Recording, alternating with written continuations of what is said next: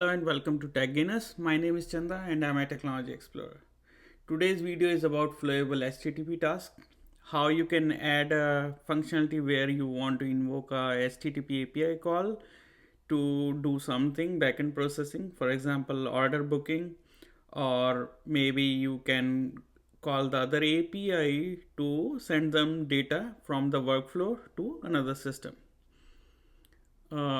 Let's jump in, right? We'll be using Flowable modeler for first designing the model.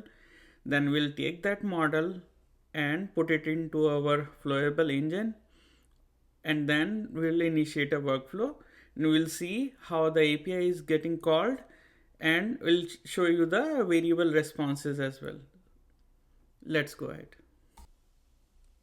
So we are in our Flowable modeler. You can see processes. All we need to do is click on create processes, and I'll say write http demo 1, and model I will use as http demo 1. This model will show how to make call to http APIs via workflow. Create a new model. So we are started with a start event. So all we need to do is go to activities. You can see there are a lot of tasks available or activities available. I'll make videos for each and everyone. I'm starting with HTTP task. So what we can do is just drag and drop here, and we need to connect this with a workflow. And here I'm just adding one more user task so that I can show you the API validate API call. Okay, and I'll give them this as the movie DB. So this is a public API I'm using so that when you want to try, you can also do the same. And from here, I'll just close the workflow. Okay. Now let's go to the properties of this HTTP API. So you can see, right, we have the ID, name, documentation, whether we want it asynchronous, exclusive, right? All these are the same kind of attributes which we are available with the other task. But for example, ID I can give it, right? API 001 I can give, right? Or it can generate automatically as well, right, for you. So we don't need all these things. Now the next thing which we have to notice is this one. These properties are the main. If you see here, right, request method. So what kind of request we are hitting, right? So basically your API, what verb it is using. So if you see the responses of this drop down are get, post, put, patch, delete. So we can call any of these APIs. So right now I'm demonstrating it for get, but we can definitely use post, put, patch, everything. So for example, I selected get, and then it is asking the request URL. This URL is the URL of the API that you're calling. Okay. So for dummy API, I have taken this. This is a public API available, which will give you a list of movies. Okay. So I'll just give this as the request URL.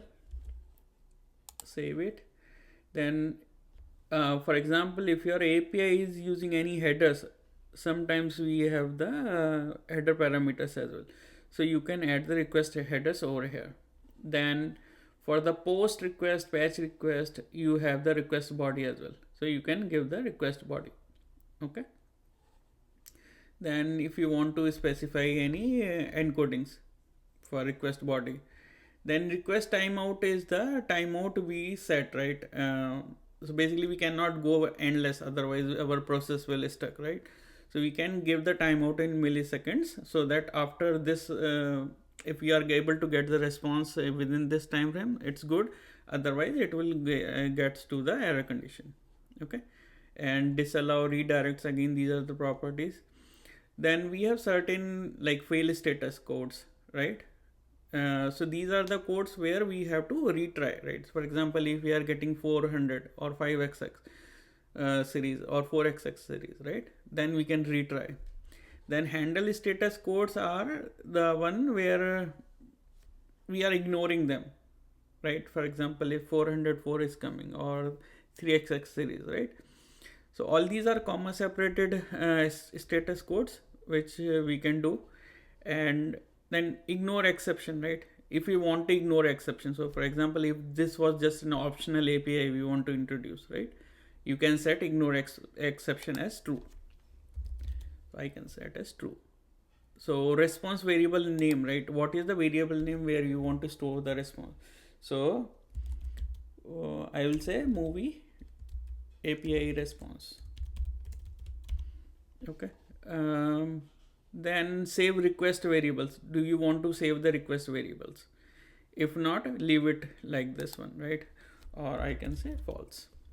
Save response status headers. So I'm saying yes. Just store it. Save response as a transient variable. I don't want it. Save response as JSON. I can say yes. Save response as JSON. Okay. So all this we need, right? Let's just validate. No errors detected. Okay. Then we'll just save it. Save and close editor.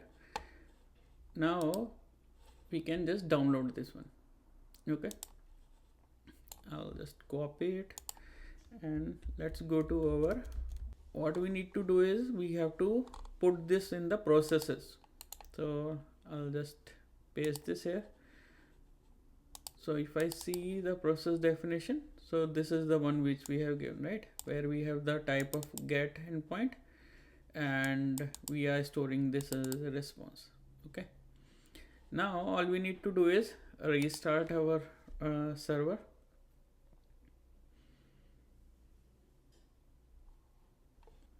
Let's go to the application that I am preparing. Okay. So this is the interface where home page, it is telling about how our management APIs and everything are working, right?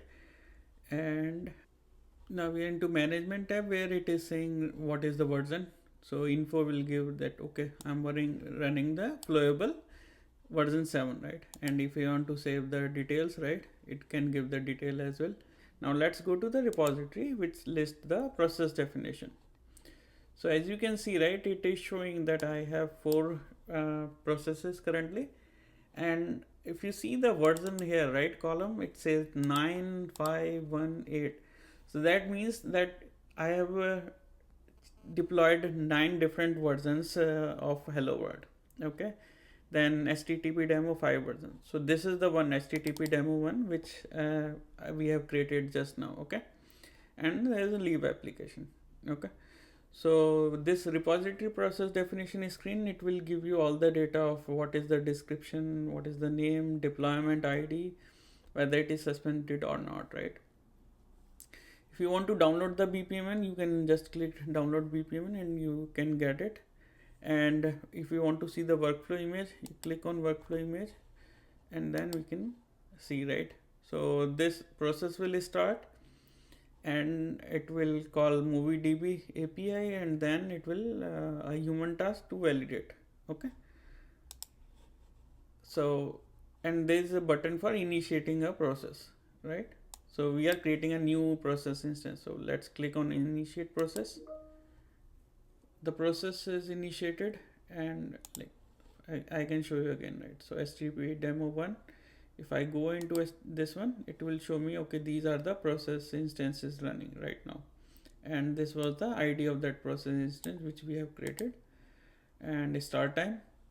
Now we can see the actions as well. So if I click on workflow image, you can see this MovieDB task is completed and we are in validate API call. That is what we are currently doing. We are validating. Okay. And if I see the task, you can see that this is the outstanding task, validate API call, right? And I have the task ID as well. So we can go and check the variables. Now you can see this one, right? This is the part, right? You can see the variables, it has auto populated because these are the ones which the API when we called, right? This is the protocol. HTTP 2.0 was called. This is the response headers, right? And status code 200, that means our API call was successful. And if you see the movie API response, this was the response variable name, and we asked to have it as a JSON, and it has given me the response stored from the API as well. Okay, so this validates that our API is working fine, right? When we call from the workflow. So this entire object, right?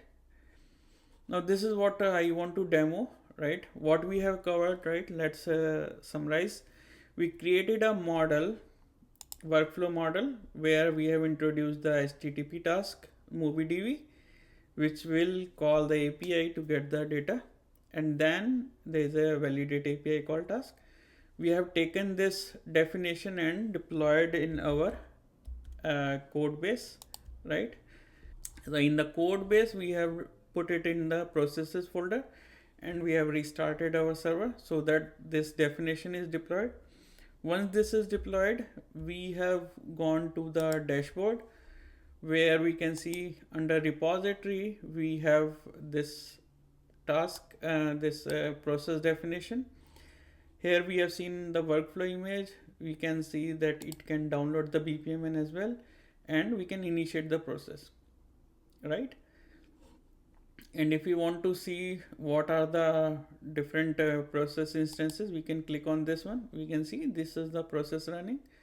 For this process, we can have seen the workflow image, we have seen the task, and we have seen the activity instances. We have not seen, but I can show you again. So activity instance lists down, right, what all the activities we have done for this process instance, right? For example, the start event was this. With the execution I did this, start time, end time, and it has taken this many time. This API, right, HTTP service task, it has taken 489 milliseconds, right? After this is completed, now it is pending in the user task. Okay, and let me go again here, right? HTTP demo, I can initiate the process again. Process successfully initiated. If I go here again, I can see two processes are now there. This is what I want to showcase in this demo. Uh, Please put in the comments if you want to know more of it, or if you have any doubts, and I will see you again in my next video for Flowable, covering another task type. Thank you very much.